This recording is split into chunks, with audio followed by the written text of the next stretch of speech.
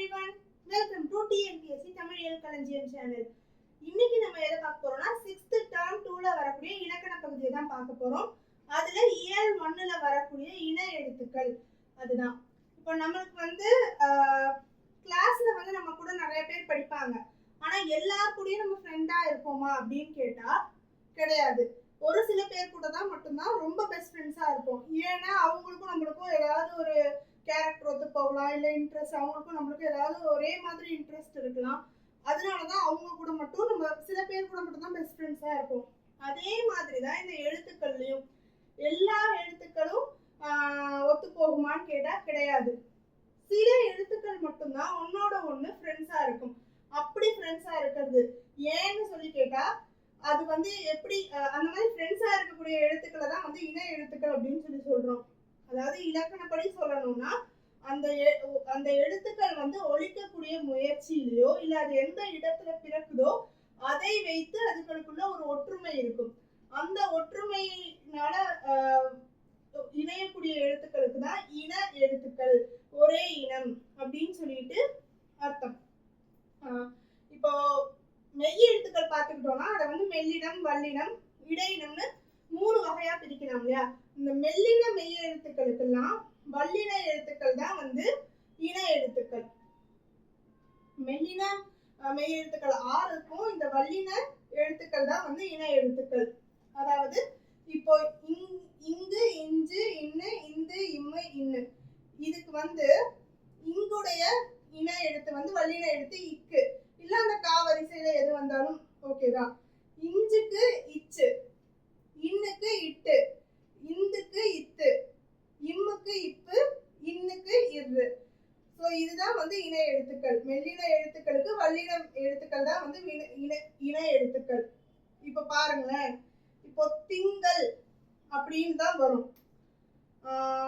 ஒரு மெல்லின மெய் எழுத்து வந்துருச்சுன்னு சொல்லி சொன்னா, மெல்லின மெய் எழுத்து வந்துருச்சுன்னு சொல்லி சொன்னா அதை தொடர்ந்து ஒரு இன எழுத்தா இல்லையான்னு எப்படி கண்டுபிடிக்கலாம்னா, ஒரு மெல்லின மெய் எழுத்து வந்துருச்சுன்னா அதுக்கு அடுத்து அதோடைய இனமான அதோட ஃப்ரெண்டான இந்த இக்கு இருக்கு இல்லையா, இந்த இக்குல இருக்கக்கூடிய காலேந்து கவு வரைக்கும் இருக்கக்கூடிய வரிசையில எந்த வல்லின அது கான்றது ஒரு வல்லின எழுத்து, இக்கு வல்லின எழுத்து, அதுல இருக்கக்கூடிய எந்த காலேந்து கவு வரைக்கும் எது வேணாலும் வரலாம். இப்ப பாருங்க, திங்கள், இங்கு கா, இங்கு வந்துருச்சு, ஸோ அதோட ஃப்ரெண்டு கா வந்துருச்சு, இன எழுத்து.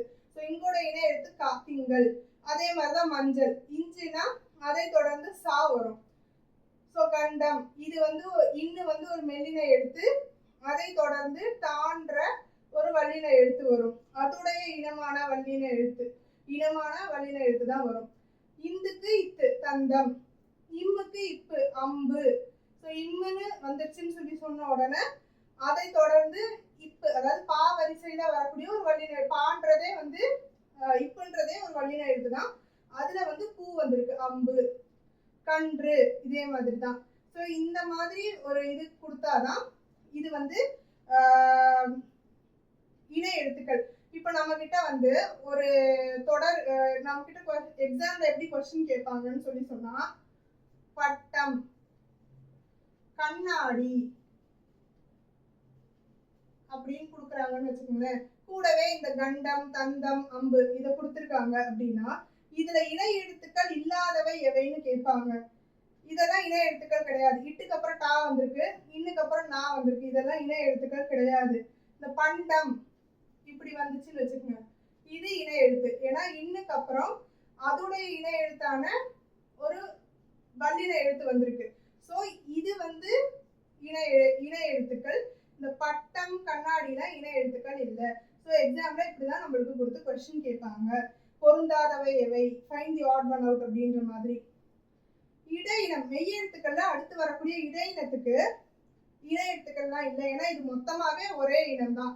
இந்த இரு இல்லை, இவ்வு இரு இல்லை, இது மொத்தமாவே ஒரே இனம், அதனால இன எழுத்துக்கள் இல்லை. உயிர் எழுத்துக்கள், உயிர் எழுத்துக்களை எப்படி பிரிக்கலாம்? நெடில், குரில்னு 2ஆ பிரிக்கலாம். ஸோ இந்த நெடில் எழுத்துக்கள் எல்லாத்துக்கும் எது இன எழுத்துக்கள், எது ஃப்ரெண்டுன்னு பார்த்தோம்னா குரில் எழுத்துக்கள் தான். நெடில் எழுத்துக்கள் 7 இருக்கு, ஆனா குரில் எழுத்துக்கள் 5 தான் இருக்கும். இப்போ அ, ஆ, இ, ஈ, உ, ஊ அப்படின்னு சொல்லுவோம் இல்லையா? இந்த எல்லா நெடில் எழுத்துக்கும் அதோடைய இணை எழுத்து எதுனா ஆவுக்கு அ, ஈக்கு இ, ஊக்கு உ, ஏக்கு ஏ, ஓக்கு ஓ. இது எல்லாத்துக்குமே வந்து இந்த அஞ்சுக்குமே வந்து இந்த அஞ்சுக்கும் அதோடைய இனமான குரில் எழுத்துக்கள் இருக்கு. ஆனா பாவம் இந்த ஐயும் அவும் மட்டும் தனியா நிக்குது. அப்ப ஐயும் அவும் தனியா நிக்கும் போது இங்க இருக்கக்கூடிய சில குரில் எழுத்துக்கள் சரி நான் உங்களை சேர்த்துக்கிறேன் அப்படின்னு சொல்லுது. ஐக்கு அவுக்கும் உள்ள இணை எழுத்து எதுன்னு தனியா கேட்பாங்க. அதை நீங்க வந்து குழப்பிக்கவே வேணாம். ஐ அப்படின்னு சொல்லி பாத்தீங்கன்னா ஐ அப்படின்றது ஈயுடைய ஓசையோட முடியும். ஐ அப்படின்னும் போது ஐன்னு தொடங்குது, ஆனா முடியும் போது ஐ ஈன்னு வருதா, ஒலிக்குதா, அதனால அதோட இணை எழுத்து ஈ. அவு அப்படின்னு சொல்லும்போது ஊடைய ஓசையை கொண்டு முடியும். அவு அப்படின்னும் போது ஊவோட ஓசையை கொண்டு முடியறதுனால அதோட இணை எழுத்து வந்து ஊ. ஸோ நெடில் எழுத்துக்களுக்கு இணை எழுத்துக்கள் வந்து குரில் எழுத்துக்கள். அடுத்து ஆயுத எழுத்து, இதுக்கு இணை எழுத்து கிடையாது. இதுவும் ஒரே இனம் தான். அக்குன்றது ஒன்னே ஒண்ணு மட்டும்தான், அதுக்கு எந்த இணை எழுத்தும் இல்லை. புக் பேக்ல இருக்கக்கூடிய கொஸ்டின் இப்படிதான் எக்ஸாம்ஸ்லயும் கேட்பாங்க. அதாவது இதுல கொடுக்கப்பட்டிருக்க ஆப்ஷன்ஸ்ல இணை எழுத்து இடம் பெறாத சொல் எதுன்னு கேட்டிருக்காங்க. கொஸ்டின் ரொம்ப முக்கியம். ஏன்னா நம்ம இணை எழுத்துன்னு பார்த்தோம்னா டக்கு நீங்க போவோம். சில சமயங்கள்ல இடம் பெற்றுள்ள சொல்லணும் கேட்பாங்க, இடம் பெறாத சொல்லணும் கேட்பாங்க. இந்த இணை எழுத்து இடம் பெறாததுன்னு கேட்டிருக்காங்க. இப்போ ஃபர்ஸ்ட் எடுத்தோம்னா இது இணை எழுத்து, இஞ்சுக்கு அப்புறம் சா வருது. இதுவும் இணை எழுத்து, இந்துக்கு அப்புறம் தா வருது. இதுவும் இணை எழுத்து தான், இம்முக்கு அப்புறம் பா வருது, பி. இது இணை எழுத்து கிடையாது. ஸோ இடம் பெறாத சொல் கண்ணில் தான். அதே மாதிரி இங்க கொடுக்கப்பட்டிருக்கிற சொற்கள்ல எதெல்லாம் இணை எழுத்துக்கள்னு கேட்டிருக்காங்க. இப்போ கங்கை வந்து இங்கு கா, இது இணை எழுத்து. பக்கம் இக்கு கா, இது கிடையாது. வண்டு இன்னு டா வரிசை, இன்னுக்கு அப்புறம் இட்டு தான் வரணும். ஸோ இது உங்களுக்கு கன்ஃபியூஸ் ஆகுதுன்னு சொல்லி சொன்னா டக்குன்னு மெல்லினத்தையும் இடையினத்தையும் எழுதிக்கோங்க. இங்கு, இஞ்சு, இன்னு, இந்து, இம்மு, இன்னு. இதுக்கான இணை எழுத்துக்கள் என்ன? இக்கு, இச்சு, இட்டு, இத்து, இப்பு, இரு. இதை டக்குன்னு ரஃப் பேப்பர்ல எழுதிட்டும் கூட பாருங்க. ஆனா இதெல்லாம் எழுதுறதுக்கு நேரம் இல்லை, நீங்க டக்குன்னு ஞாபகம் வச்சுக்கிற மாதிரியும் பாருங்க. இப்ப பச்சை கிடையாது. மண்டபம் இன்னுக்கு அப்புறம் டா வருது, இன்னுடைய எழுத்து டா வருது. ஸோ அது. தந்தம் இந்துக்கு அப்புறம் தா வருது. ஸோ மண்டபம், தந்தம், இந்த வண்டு, பஞ்சு இதுவும் இணை எழுத்து தான். தக்காளி கிடையாது, இக்குக்கு அப்புறம் காவே வருது. ஸோ அது கிடையாது. கம்பளம் இதுவும் இணை எழுத்து. செங்கடல் இதுவும் இணை எழுத்து. தேங்காய் இதுவும் இணை எழுத்து, இங்குக்கு அப்புறம் கா வருது. காக்கை கிடையாது, ஏன்னா இக்குக்கு அப்புறம் கையே காவே வருது. குன்று இதுவும் இன்னுடைய இணை எழுத்து இரு அடுத்தது வருது. ஸோ இதுவும் இணை எழுத்து தான். எழுத்துக்கள் எவைன்னு கண்டுபிடிங்கன்னு மட்டும் தான் கொஸ்டின் கேட்பாங்கன்னா அது மட்டும் கிடையாது. இந்த இணை எழுத்துக்கள் எங்கெல்லாம் யூஸ் ஆகுதுன்னா நம்ம எங்கேயாவது ஒரு சொல்ல எழுதும் போது தவறா எழுதாம இருக்கிறதுக்கும் அது ரொம்ப ஹெல்ப்ஃபுல்லா இருக்கு. ஏன்னா இப்ப இந்த இன்னு வந்துட்டாலே மேக்சிமம் இந்த 3 சுழினா வந்துட்டாலே அதுக்கு அடுத்து டா வல்லின எழுத்து அதோட இனமான டா தான் வரணும்ன்றது இருக்கு. ஸோ இப்ப இதுல தவறான சொல் எதுன்னு கேட்டிருக்காங்க. கண்டான், இது கரெக்ட். நண்டு இன்னுக்கு அப்புறம் டா வந்திருக்கு, இதுவும் கரெக்ட். ஆனா வென்றான் இது வரணுமா பாருங்க, இல்ல. ஏன்னா இந்த இன்னுடைய இணை எழுத்து வந்து ரா. ஸோ வென்றான்றதுக்கு இந்த ரா வந்திருக்கணும், பெரிய ரா. இங்க வேற மாதிரி கொடுத்துருக்காங்க. ஸோ தவறான சொல் எதுனா இதுதான். இதேதான் இங்கேயும் நம்ம வந்து நிறைய பேருக்கு கன்ஃபியூஷன் வரும். அந்த 3 சுழி நா போட்டதுக்கு அப்புறமா எதை போடணும், எந்த டா, இந்த இந்த 2 சுழி நா வரணுமா 3 சுழி நா வரணுமா, இதெல்லாம் நிறைய பேருக்கு கன்ஃபியூஷன் வந்திருக்கும். என்னன்றது இந்த இணை எழுத்துக்கள் நம்மளுக்கு ரொம்பவே ஹெல்ப்ஃபுல்லா இருக்கும். இப்போ தென்றல்னு வந்துருச்சுன்னு சொன்னா நம்மளுக்கு தெரியும் முதல்ல மெல்லின மெய் எழுத்து தான் அந்த சொல்ல வரும். மெல்லின மெய் எழுத்தை தொடர்ந்து ஒரு வல்லின எழுத்து அதோட இனமான வல்லின எழுத்து வரும். இந்த 3 சுழி இன்னும் வந்துருச்சு. அப்ப இதோட இணை எழுத்து எது? எழுத்து டா வரணும். ஸோ தெண்டல் அப்படின்ற ஒரு வார்த்தையே தமிழ்ல இல்லை. தெண்டல் அப்படின்ற வார்த்தையே தவறு. அப்போ இந்த ரான்றது சரி. அப்போ இதுக்கு முன்னாடி வந்திருக்க இன்னு தான் தப்பு. அப்ப ராவுடைய இணை எழுத்து எது? 2 சுழியின். அப்போ தென்றல் இப்படிதான் வரணும். இதை வச்சே நம்ம தமிழை வந்து எழுத்து பிழை இல்லாம ஈஸியா எழுதிடலாம். கண்டம் அப்படின்னு சொல்றதுல இது பாருங்களேன், இந்த டா வந்துருச்சு, அப்ப அதோட இணை எழுத்து முன்னாடி 3 சுழினா தான் வந்திருக்கணும். சோ கண்டம் இப்படிதான் வந்திருந்திருக்கணும். இது தவறு. நன்றி, இந்த இந்த நன்றின்னு இருக்குது இல்லையா, சோ இந்த இன்னு வந்துருச்சு, 2 சுழி இன்னு வந்துருச்சு. அப்ப இதோடைய இனம், இது வந்து ஒரு இடையினம், இதுக்கு இணை எழுத்து கிடையாது. இந்த 2 சுழி இன்னுடைய இணை எழுத்து எது? இந்த ரா, வல்லினரா. அப்போ நன்றி இப்படிதான் வரணும். ஸோ இன்னு கரெக்டு தான், ரா தப்பா இங்க இருந்திருக்கு. ஸோ இந்த ராவை மாத்தி எழுதணும். இது எல்லாமே வந்து ஒரு கவர்மெண்ட் ஆஃபீஸுக்கு போகும்போது, ஒரு டாக்குமெண்ட்டை படிக்கும் போதோ இல்லை நம்மள டாக்குமெண்ட் டைப் பண்ண சொல்லும் போதோ இந்த மாதிரி மிஸ்டேக்ஸ் நிறைய விடுறதுக்கு வாய்ப்பு இருக்கு. ஒரு ராவையோ இல்லை ஒரு டாவையோ இல்லை ஒரு நாவையோ மாத்துறதுனால டோட்டல் பொருளுமே மாறும். அதனாலதான் நம்மளுக்கு எக்ஸாம்ல இது எல்லாத்தையும் இப்போ நிறைய இன்க்ளூட் பண்ணி கேட்குறாங்க. அடுத்த லெசன் வந்து மயங்கொலிகள். மயங்கொலிகள்னா என்னன்னு சொன்னா, உச்சரிக்கும் போது ரொம்ப சின்ன அளவு, ரொம்ப மைன்யூட்டான அளவுக்கு தான் வேறுபாடு இருக்கும். ஆனா ரொம்ப உன்னிச்சு பார்த்தாதான் அந்த ஒலிகள்ல வந்து வேறுபாடு தெரியும். ஆனா அதை எழுதும் போது மாத்தி எழுதிட்டோம்னா பொருளே தப்பா போயிடும். இப்போ மனம் மனம், பலம் பழம், இதை உச்சரிக்கும் போது பாருங்களேன், பலம் பழம் கொஞ்சம் தான் லைட்டா டிஃபரன்ஸ் இருக்கும். இந்த மனம் மனத்துக்கு அந்த டிஃபரன்ஸும் இருக்காது. ஆனா எழுதும் போது தவறுதலா எழுதிட்டோம்னா பொருளே மாறி போயிடும். இப்ப வந்து மனதை தூய்மையாய் வைத்துக் கொள்ள வேண்டும்னு சொல்லும் போது அவங்க சொன்னாங்கன்னா நம்மளுக்கு எந்த மனத்தை மென்ஷன் பண்றாங்கன்னு தெரிஞ்சிடும். ஆனா எழுதும் போது இந்த 3 சுழி நான் உள்ள மனத்தை தூய்மையாய் வைத்துக் கொள்ளணும்னா நீங்க என்னன்னு மென்ஷன் பண்றீங்க? வாசனையை தூய்மையா வைத்துக் கொள்ள வேண்டும் அப்படின்னு மென்ஷன் பண்ற மாதிரி ஆயிரும். ஸோ அது பொருளே தப்பா போயிடும். அதே மாதிரி யானை வந்து பலம் வாய்ந்த அனிமல், பலம் வாய்ந்த மிருகம்னு சொல்லலாம். யானை பழத்தை விரும்பி உண்ணும்னு சொல்லலாம். இதே நீங்க பேசும்போது பழத்தை விரும்பி உண்ணும்னா நம்ம வந்து எந்த பழம், வாழைப்பழம் இல்லை ஏதோ ஒரு பழம்னு புரிஞ்சுக்குவோம். ஆனா எழுதும் போது எந்த ழா வரணும் தப்பா நம்ம வந்து யானை வந்து பலத்தை விரும்பி உண்ணும்னு எழுதிட்டோம்னு வச்சுக்கோங்க, அது என்னன்னு பொருள் மாறிடும். யானை வந்து ஸ்ட்ரென்த்தை உண்ணும். ஸோ அப்படி வலிமையை உண்ணும் அப்படின்ற மாதிரி ஒரு பொருளே இல்லை, அது பொருளற்றதா போயிடும். ஸோ அதனாலதான் இந்த மாதிரி எந்த இடத்துல ஒழிக்கும் போது சிமிலரா இருக்கும் ஆனா பொருள் வேற தரக்கூடிய எழுத்துக்கள், இந்த எழுத்துக்கள் தான் மயங்கொலிகள்னு சொல்லப்படுது. இப்படி மயங்கொலி எழுத்துக்கள் மொத்தம் 8 இருக்கு. 3 சுழினா 2 சுழினா இந்த நகரம், அப்புறம் சின்னரா பெரியரா, அப்புறம் சின்னலா பெரியலா ழா, இந்த 8 தான் மயங்கொலி எழுத்துக்கள். இதுல இந்த ரா வந்து பார்த்தோம்னு சொன்னா ரான்னு சொல்லி பாருங்க, இல்ல இரு அப்படின்னு சொல்லி பாருங்க. எப்படின்னா நல்லா வாயை விட்டு சொல்லி பாருங்க, உங்களுக்கே தெரியும். அந்த நாக்குடைய நுனி பகுதி டிப் இருக்கு இல்லையா, அது வந்து மேலெண்ணத்துடைய முதல் பகுதியை போய் தொடும். அந்த ரான்னு சொல்லும் போது மேலெண்ணம், அதாவது அப்பர் ஜாவுடைய அந்த பல்லு ஆரம்பிக்குது இல்லையா, அந்த இடத்த போய் தொடும். இரு அப்படின்னு சொல்லும் போது நல்லா, இல்ல ரா அப்படின்னு சொல்லும் போது பாருங்க தொடும். அப்ப அந்த மாதிரி தொடுறதுனாலதான் இந்த ரா வந்து பிறக்கும். இது வரைக்கும் எப்படி இந்த எழுத்துக்கள் பிறக்கும்னு அவங்க கேட்டது கிடையாது. ஆனா இனிமேல் கேட்க வாய்ப்பு இருக்கு, இதையும் அதனால ஞாபகத்துல வச்சுக்கோங்க.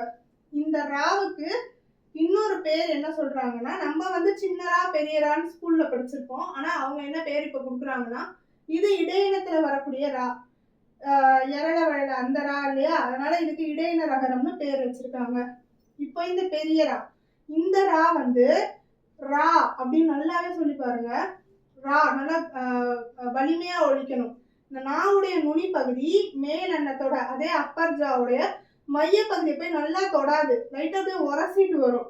உங்களுக்கு அந்த தொடுற ஃபீலிங்கே இருக்காது. இரு அப்படின்னு சொல்லி பாருங்க, போய் தொடுற மாதிரியே இருக்காது, லைட்டா உரசிட்டு மட்டும்தான் வரும். அதனால பிறக்கக்கூடியதுதான் இந்த ரா. இதை வந்து வல்லின எழுத்துக்கள்ல ஒண்ணுன்றதுனால வல்லின ரகரம்னு சொல்றாங்க. இப்ப ஏரி ஏரி அப்படின்றது ரொம்ப மைன்யூட்டா தான் நம்மளுக்கு டிஃபரன்ஸ் தெரியும். ஏரின்னு சொன்னாலும் இல்லை ஏரின்னு சொன்னாலும், ஆனா பொருள் பாருங்க அப்படியே டிஃபரன்ஸ். இந்த இடையின ரகரம் வச்சு வரக்கூடிய ஏரி வந்து ஒரு நீர்நிலையை குறிக்கக்கூடியது, ஏரி ஒரு லேக்கு. இந்த வல்லின ரகரத்தை வச்சு வரக்கூடிய ஏரின்றது மேலே ஏறுவதை குறிக்கக்கூடியது. நம்மளுக்கு தனியாவே கொடுத்துருக்காங்க இந்த ரகர ரகர வேறுபாடுகள், லகர லகர வேறுபாடுகள் இது எல்லாமே வந்து தனியாவே சிலபஸ்ல கொடுத்துருக்காங்க. கொஸ்டின்ஸ் கண்டிப்பா கேட்போம்னு சொல்லி, அதனால இந்த லெசன் ரொம்ப முக்கியம்.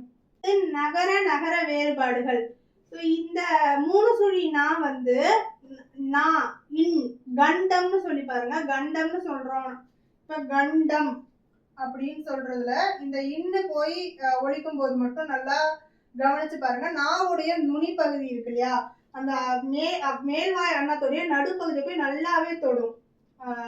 அப்பர் ஜாவை போய் அந்த டிப்பு போய் தொடும். கண்டம் இன்னுன்னு சொல்லும் போது ஸ்ட்ரெஸ் கொடுத்து கவனிச்சு பாருங்க. ஸோ அப்படிதான் இந்த 3 சுழி நான் பிறக்குது.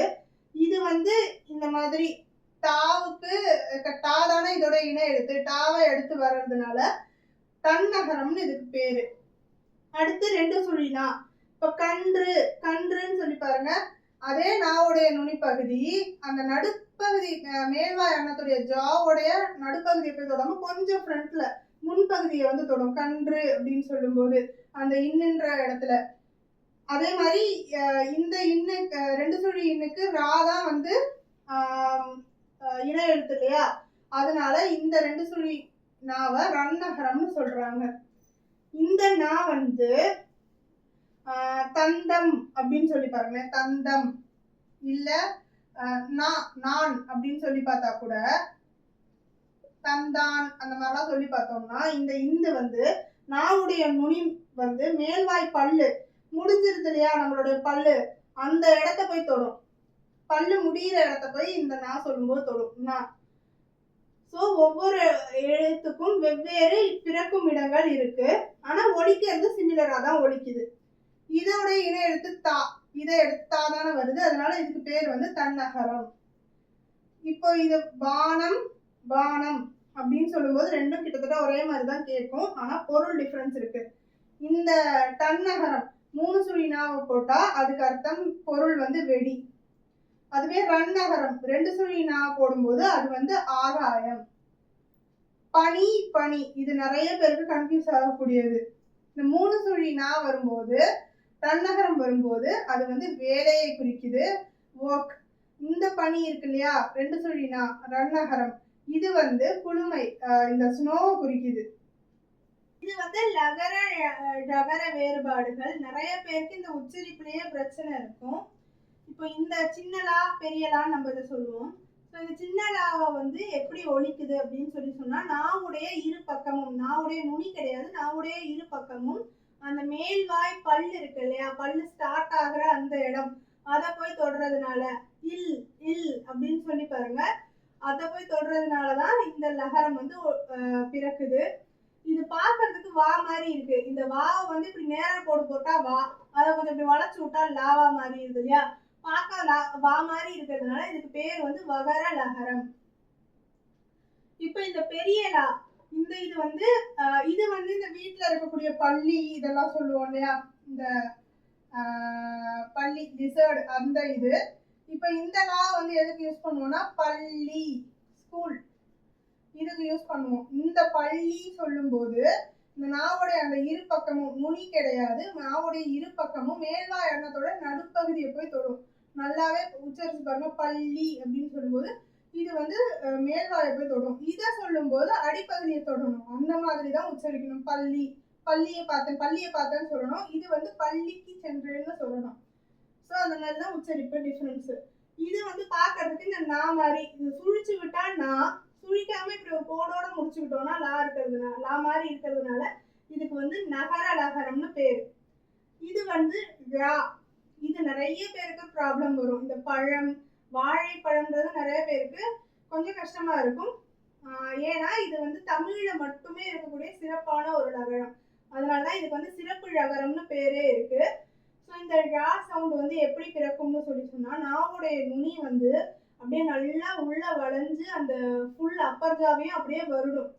உரசலவோ இல்லை இதுவோ இல்லை, அப்படியே மேல வருடி வரும். அதுதான் வந்து நாவுடைய நுனிப்பகுதி வந்து மேல் அன்னத்தை டோட்டலா அந்த அப்பர் ஜாவே நல்லா வளைஞ்சு வருடுறதுனாலதான் இந்த ரா வந்து பிறக்குது. ஸோ இது வந்து பாக்குறதுக்கு மா மாதிரி இருக்கா, மா இப்படி இருக்கு, இதை கொஞ்சம் கீழே இழுத்து விட்டோம்னா வருறதுனால இது பார்க்க கொஞ்சம் மாக்கு சிமிலரா இருக்கிறதுனால இதுக்கு மகர லகரம்னு பேர் இருக்கு. தமிழுக்கு மட்டும் உரிய ரகர எழுத்துன்றதுனால சிறப்பிழகரம்னு இன்னொரு பேரும் இருக்கு. இப்போ விலை, விலை, விழை இதுக்கு என்ன வித்தியாசம்னா, இந்த வகர லகரம் சின்னதா போட்டு வர்றது வந்து ஒரு பொருளுடைய மதிப்பு, காஸ்ட் என்ன அப்படின்னு கேட்கறது இந்த விலை. இந்த விலை வந்து பயிர்கள் விளைந்தது. இது வந்து நகர லகரம், இந்த பெரிய லா போட்டு வர்றது வந்து விளைச்சலை குறிக்கக்கூடியது, அதாவது ஏதாவது உண்டாக்குவது விளைச்சல் அதை குறிக்கக்கூடியது. விழைனா நம்ம வந்து விழைதல், உன்னிடம் பேச விழைகிறேன் அப்படின்னா விரும்புகிறேன் இல்ல ஆசைப்படுகிறேன் அப்படின்றது. இந்த சிறப்பு ரகரம் வரக்கூடியது விரும்புவதை குறிக்கக்கூடியது. நகர நகர வேறுபாடுகள் இது வந்து நம்மளுக்கு சிலபஸ்லயே இருக்கு. இந்த உரை சின்னரா போட்டு வர இந்த இடைநரகரம் போட்டு வர உரைனா என்னன்னா சொற்பொழிவு, யாராவது வந்து உரையாற்றுகிறார்கள், சொற்பொழிவு ஆற்றுகிறார்கள்ன்றதுதான் இந்த உரை. இல்லைன்னா இந்த கோனார் உரை அப்படின்னு சொல்லுவோம் இல்லையா, அந்த மாதிரி ஒரு நூல் இருக்குன்னா அதுக்கு விளக்கம் கொடுக்கக்கூடியதை உரைன்னு சொல்லுவோம். அதுவே பெரிய ரகரம் வல்லின ரகரம் வரும்போது உரைதல்னா உறைஞ்சு போறது, பயத்துல அப்படியே உறைஞ்சு போயிட்டாங்க, ஃப்ரீஸ் ஆயிட்டாங்கன்னு அதுக்கு இந்த ரா யூஸ் பண்ணலாம். இல்லைன்னா இந்த கத்தி எல்லாம் வைப்போம் இல்லையா, அதுக்கு எனக்கு தமிழ்ல என்னன்னு தெரியல, அதனாலதான் பவுச்சுன்னு போட்டிருக்கேன். இந்த கத்தியை மாட்டக்கூடிய கை உரை அந்த மாதிரி அப்படி சொல்லலாம். ஸோ அந்த உரை தான் இது. பறவை, பறவை இதுல வந்து சின்னரா வரக்கூடியது வந்து கடலை குறிக்கும். பெரியரா உங்களுக்கே தெரியும் புல், அதாவது பேர்டு, பறக்கிறது, மேல பறக்கிறது. கூரை, கூரை இந்த சின்னரா வரக்கூடியது வந்து வீட்டுடைய கூரை, மேல கூரை வேய்வாங்க இல்லையா அந்த கூரையை குறிக்கக்கூடியது. பெரிய ரகரம் வந்துச்சுன்னு சொல்லி வல்லின ரகரம் வந்துச்சுன்னா அது வந்து ஒரு வகை புடவை, கூரை புடவை அப்படின்லாம் சொல்லுவாங்க, அந்த மாதிரி ஒரு வகை புடவை அது. நகர நகர வேறுபாடுகள் இதுல வந்து என்னன்னு சொல்லி பார்த்தோம்னா, இந்த சின்னதா வரக்கூடியது வந்து பறவையோடைய மூக்கு, அழகுன்னு சொல்லி சொன்னா பறவையோட மூக்கை குறிக்கும், ஒரு பீக்கு, அதுதான் வந்து அழகு. இந்த அழகு வந்து என்னன்னா பெண் பறவையை குறிக்கக்கூடியது நகர நகரம். இந்த சிறப்பு நகரம் வந்து அழகு அப்படின்னா அழகா இருக்கிறது, வனப்பு, பியூட்டிஃபுல்லா இருக்கீங்க அப்படின்னு சொல்றதுதான் அந்த அழகு. அலை அப்படின்னு சின்னதா வர்றது வந்து கடல் அலைகளை குறிக்கும். இந்த அலை வந்து நகர நகரம் இல்ல பெரிய லா அப்படின்னு சொல்றோம்னா அது வந்து தயிரை குறிக்கக்கூடியது. அந்த தயிரை இது பண்ணுவாங்கல்ல கடை, அதை வந்து அலைதல் அப்படின்னு சொல்லுவாங்க. அழை அப்படின்னா கூப்பிடுறது, அழைக்கிறார்கள் அப்படின்னு கூப்பிடுவதுதான் இந்த அழை. ஒளி வந்து இது வந்து ஓசை, சின்னலா வந்தா ஓசை, அதுவே பெரிய நகர நகரம் வந்துச்சுன்னா அது வெளிச்சம், லைட்டு. இந்த ஒளி வந்து ஒழிஞ்சு போ, அப்படி ஒழித்தல் அப்படின்னு சொல்லுவோம்ல, கேடு நினைக்கிறது, கெட்டு போகணும்னு நினைக்கிறது, அதுதான் அந்த ஒளின்றது கெடு. கலைன்றது என்னன்னா ஒரு ஆர்ட் ஃபார்ம், ஒரு வித்தை, கலை நிகழ்ச்சி அப்படின்லாம் சொல்லுவோம் இல்லையா, இந்த சின்னலா வர்றது அதுதான் வகர நகரம். நகர நகரம் பெரிய லா வந்ததுன்னா நீக்குதல், களை எடுத்தல்னா சொல்லுவோம் இல்லையா, இல்லைன்னா எதையாவது ஒன்றத்தை களைதல், வேணான்னு தூக்கி போடுறது, நீக்குதல், அதுதான் இந்த கலை. கழை வந்து இது வந்து மூங்கில், மூங்கில்ல அந்த தண்டு மாதிரி இருக்கும் இல்லையா நடுவுல, அதுதான் வந்து மூங்கில் கழை. இது நிறைய எக்ஸாம்ஸ்ல அடிக்கடி ரிப்பீட்டடா கேட்கக்கூடியது. என்னன்னு சொல்லி சொன்னா தலை, இந்த சின்னலா வர்றது வந்து வகர நகரம்னா சிரம், ஹெட்டை குறிக்கக்கூடியது தலைனா. தலை அப்படின்னா கட்டுதல் அப்படின்னு அர்த்தம், எல்லாத்தையும் ஒன்னா சேர்த்து கட்டுறதுன்னு. இது இலக்கணத்துல ஒரு உறுப்பே வரும். தழை அப்படின்னு சொல்லி சொன்னா இலை தழை அப்படின்னு சொல்லுவோம் இல்லையா, அது இலையை குறிக்கக்கூடியது. வலி அப்படின்னு சொல்லி சொன்னா இது வலிமையையும் குறிக்கும், ஸ்ட்ரென்த்தையும் குறிக்கும், அதே நேரம் வேதனையும் குறிக்கும், பெயின் அப்படி அதையும் குறிக்கும். ஸோ இந்த சின்ன லா வந்தா அது வலிமை இல்ல வேதனை. பெரிய லா வரும்போது காற்றை குறிக்கக்கூடியது, வளிமண்டலம், காற்று மண்டலம், அதை குறிக்கக்கூடியது. வழி அப்படின்னு சிறப்பு நகரம் வரும்போது அது வந்து ஒரு பாதையை குறிக்கக்கூடியது, இந்த வழி அப்படின்னு சொல்லிட்டு அந்த பாதையை குறிக்கக்கூடியது. இப்போ நம்ம அடுத்து பார்க்க போற லெசன் வந்து சுட்டு எழுத்துக்கள். சுட்டு எழுத்துக்கள் தான் என்னன்னா ஒன்னத்தை சுட்டி காட்டுறதுக்கு பயன்படுத்தக்கூடிய எழுத்துக்கள் தான் சுட்டு எழுத்துக்கள். இப்ப நம்ம எதையாவது சுட்டி காட்டும் போது அங்கே, இங்கே, அது, இதுன்னு சுட்டி காட்டுவோம் இல்லையா, அதுக்கு பயன்படுத்தக்கூடிய எழுத்துக்கள் தான் சுட்டு எழுத்துக்கள்னு சொல்லப்படும். அது மொத்தம் 3 எழுத்துக்கள் இருக்கு. ஆ, இ, உ, இது 3 தான் சுட்டு எழுத்துக்கள். இந்த சுட்டு எழுத்துக்களை வந்து 2 வகையா பிரிக்கலாம். ஒண்ணு அகச்சுட்டு, இன்னொன்னு புறச்சுட்டு. அகச்சுட்டுனா என்னன்னு சொல்லி சொன்னா ஒரு சொல் சுட்டி காட்டுறதுக்கு ஒரு சொல்ல பயன்படுத்த போறோம், அந்த சொல்லோடைய சேர்ந்து அதுக்குள்ளேயே இந்த சுட்டு எழுத்து வரும். இந்த சுட்டு எழுத்து வந்து அந்த சொல்லுக்குள்ளேயே இருந்து பொருள் தரும். அக அப்படின்னாலே உள்ளேன்னு அர்த்தம் அகம்னாலே. அப்ப அந்த சொல்லுக்கு உள்ளேயே இருந்து அந்த சுட்டு பொருளை தர்றதுனால அது அகச்சுட்டு எழுத்துக்கள் அப்படின்னு சொல்லலாம். அது, அவன், இவன், இது வந்து அந்த ஒரு சொல் அப்படியே, அதுன்றது அப்படியே ஒரு சொல், அந்த சொல்லுலயே இந்த சுட்டு எழுத்து இருக்கு.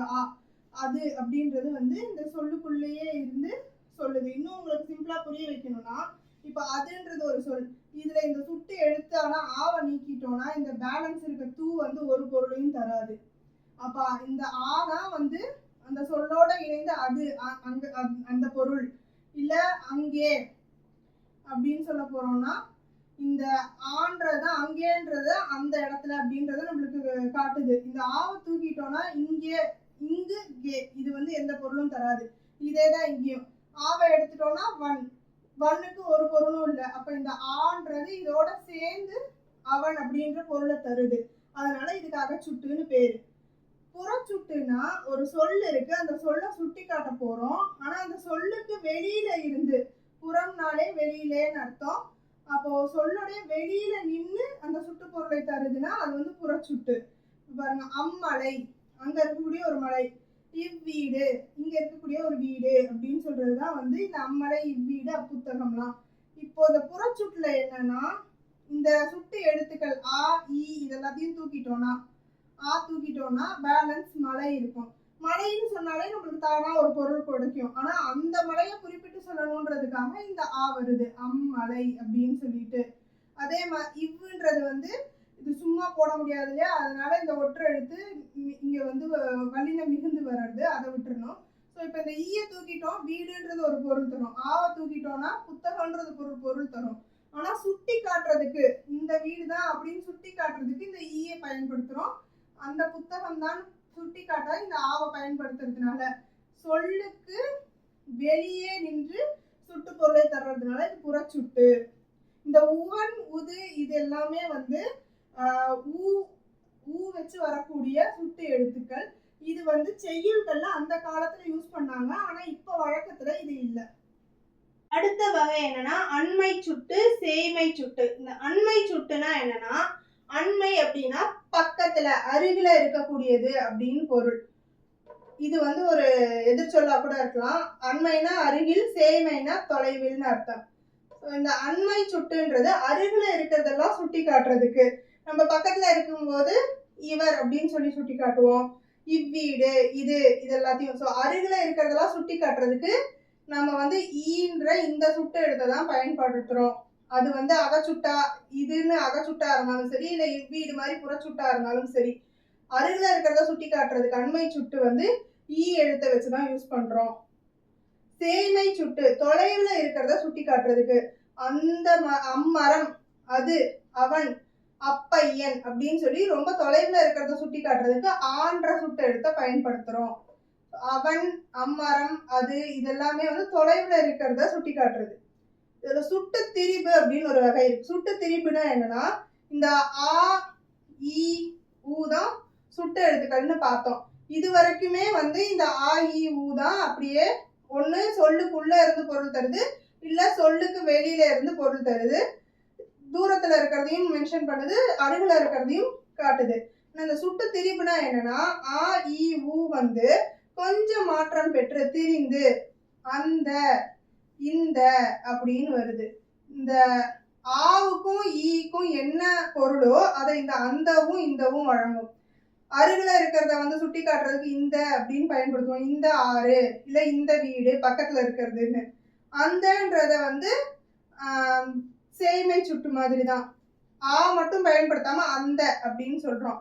ஸோ இந்த ஆன்ற ஒரு எழுத்து சுட்டு எடுத்து அந்தன்ற ஒரு வார்த்தையாவே, அதாவது 3 எழுத்துக்கள் வந்துருச்சுன்னா ஒரு சொல் இல்லையா, அப்ப அந்தன்ற ஒரு சொல்லா மாறுறதுனால இது சுட்டு திரிபு. பொருளை தருவது, ஒரு கொஸ்டின் உருவாக்குற அந்த பொருளை தருறதுதான் வினா எழுத்துக்கள். ஒரு கேள்வியை உருவாக்குவதற்கு இந்த வினா எழுத்துக்கள் மொத்தம் 5 இருக்கு. ஏ, யா, ஆ, ஓ, ஏ. இந்த 5ம் தான் இந்த வினா பொருளை எழுப்பக்கூடிய வினா எழுத்துக்கள். இந்த வினா எழுத்துக்கள் எப்படின்னு சொன்னா, ஒரு மொழி, அதாவது ஒரு சொல்லுடைய, மொழின்றது சொல்லுடைய இன்னொரு பெயர். ஸோ ஒரு சொல்னு வச்சுக்கலாம். ஒரு சொல்லுடைய முதல்லையும் வரும், இறுதியிலையும் வரும், முதல் மற்றும் இறுதி 2 பிளேஸ்லையும் வரும். ஸோ ஒரு மொழியுடைய சொல்லுடைய முதல்ல வரக்கூடிய வினா எழுத்துக்கள் எதுனா இந்த ஏவும் யாவும் தான். இந்த எங்கே, எப்படி, எதனால், யார், பாருங்க யார், எங்கே, இதெல்லாம் ஒரு சொல் இருக்கு. எங்கேன்றது ஒரு சொல், அதுல ஏன்றது முதல்ல வருது. யாருன்றது ஒரு சொல், அதுல யான்றது ஃப்ரண்ட்ல வருது, முதல்ல வருது. ஸோ சொல்லுக்கு முதலில் வரக்கூடிய வினா எழுத்துக்கள் எதுனா ஏவும் யாவும். இறுதியில வரக்கூடிய வினா எழுத்துக்கள் எதுனா ஆ, ஓ. இது அப்படியே வராது, ஏன்னா இது ரெண்டுமே உயிர் எழுத்துக்கள் இல்லையா. ஸோ அளபெடையா மட்டும்தான் எப்பவுமே வந்து உயிர் எழுத்துக்கள் வந்து சொல்லுடைய இறுதியில வரும். அப்ப இங்க எப்படி வினா எழுத்துக்களா அது வருதுன்னு கேட்டா ஓசையா வருது. இப்ப மா, பேசலாமா அப்படின்றது இம்மு பிளஸ் ஆ, மாவாயிடுச்சு இல்லையா, அந்த ஓசையா வருது, உயிர்மெய் எழுத்தா வருது. ஆன்ற எழுத்தும் ஓன்ற எழுத்தும். அவனோ, நீ இப்படி போய் பேசலாமா, செஞ்சது அவனோ அப்படின்னு சொல்லிட்டு கேட்போம்ல, அவன்தானோ செய்தானோ அப்படின்னு சொல்லி கேட்போம்ல, அது வந்து ஒரு வினா கொஸ்டினை எழுப்புது. ஸோ இப்படி ஒரு இறுதியில வந்து வினா பொருளை தரக்கூடிய 2 எழுத்துக்கள் வந்து ஆவும் ஓவும். முதல் மற்றும் இறுதி ரெண்டுத்துலயுமே எந்த எழுத்து வந்து வினா பொருளை தரும்னா ஏ தான். ஸோ இதுதான் வந்து 2 இடத்துலயுமே இருந்து வினா பொருளை தரும். ஏன்னும் வரும், அவனே இல்ல நீதானே, நீதானே அப்படி செஞ்சது நீதானே அப்படின்னு சொல்லி கேட்போம்ல. ஸோ இந்த மாதிரி பின்னாடி இறுதியிலையும் வரும், முன்னாடி முதல்லையும் வரக்கூடியது இந்த ஏ மட்டும்தான். இதுலயும் அகவினா புறவினான்னு 2 வகைகள் இருக்கு. எப்படி சுட்டெழுத்துக்களுக்கு பார்த்தோமோ அதே மாதிரிதான் இங்கேயும். ஒரு சொல் இருக்குன்னா அந்த சொல்லுக்குள்ளேயே இருந்து வினா பொருளை தருவதுதான் வந்து அகவினா. அதாவது இந்த எங்கு, எப்படி, ஏன் இதெல்லாமே வந்து இந்த சொல்லோட அப்படியே ஒட்டி இருந்து சொல்லுக்குள்ளேயே இருந்து பொருள் தருது. இந்த ஏவை நம்ம நீக்கிட்டோம்னா இந்த இங்குக்கு பொருளே இல்லை. அப்ப எங்கு அப்படின்ற இதுதான் வந்து அந்த வினா பொருளை தருது. இதுவே வந்து நீங்க ஏ போடாம ஈன்னு போட்டீங்கன்னா சுட்டு எடுத்தா மாறிடும், இங்குன்னு மாறிடும். இப்ப புரியுதா உங்களுக்கு டிஃபரன்ஸ்? இங்குன்னா என்ன, இங்கேன்னு பொருள், இது சுட்டு எடுத்தா மாறிடுது. அதுக்கு காரணம் இதுதான் சுட்டு எழுத்து. இதையே நம்ம வந்து ஏ போட்டோம்னா அது வந்து வினா எழுத்தா மாறிடுது. எங்குன்னா நம்ம கொஸ்டின் கேட்கிறோம், எங்க நடந்துச்சு, எங்கு, எப்படி நடந்துச்சு. ஸோ இந்த கொஸ்டினா மாறுறதுக்கு, வினாவா மாறுறதுக்காக ஹெல்ப் பண்றது இந்த வினா எழுத்து. அது வந்து இதை நீக்கிட்டோம்னா இந்த சொல்லுக்கே பொருள் இல்லை, அதனாலதான் இது அகவினா. புறவினான்றது சொல்லுடைய வெளியில இருந்து வினா பொருளை தருவது. இங்க பாருங்க, இந்த பேசலாமா, நீதானே அப்படின்லாம் இருக்கு இல்லையா. ஸோ இதுல எல்லாமே வந்து இந்த வினா எழுத்த நீக்கிட்டீங்கன்னா, இந்த பேசலாமான்றதுல ஆவை தூக்கிட்டோம்னா இது பேசலாம்னு மாறிடும். நீதானேல இந்த ஏன்ற அந்த இதை தூக்கிட்டோம்னா நீதான் அப்படின்னு மாறிடும். அப்போ ஒரு சொல்லோடைய பொருள் கிடைச்சிருது.